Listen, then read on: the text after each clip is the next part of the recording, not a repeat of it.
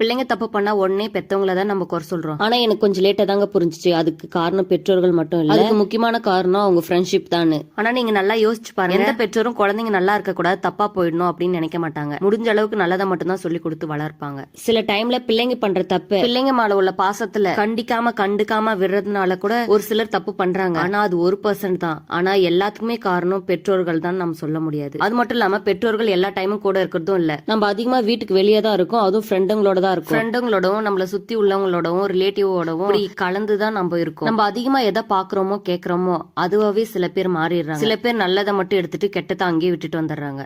புத்தி உள்ளவன் பொழைச்சிக்கிறான், புத்தி இல்லாதவன் கெட்டு போறான். தப்பான ஃப்ரெண்ட்ஷிப் எல்லாம் ஸ்லோ பாய்சன் கொஞ்சம் கொஞ்சமா ஆளையே க்ளோஸ் பண்ணிடும். குட் ஃப்ரெண்ட் பாவக்கா மாதிரி கசப்பா தான் இருப்பாங்க. உங்ககிட்ட இருக்க குறைய சொல்லி உங்களை பொக்கிஷமா மாத்திடுவாங்க. அதனால பிள்ளைங்க தப்பா போறதுக்கு பெற்றோர்கள் மட்டும் காரணம் இல்ல, அவங்க பாக்குறது கேட்கறது செயல்படுத்துறது ஃப்ரெண்ட் சர்க்கிள்னு எல்லாமே நல்லதாவும் நல்லவங்களாவும் இருந்தா அவங்க நல்லவங்களா தான் இருப்பாங்க. எல்லாமே தப்பா இருந்தா தப்பானவங்களா தான் இருப்பாங்க. இதுவா கூட இருக்கலாம் நான் நினைக்கிறேன். நீங்க என்ன நினைக்கிறீங்கன்னு கமெண்ட்ல சொல்லிட்டு போங்க.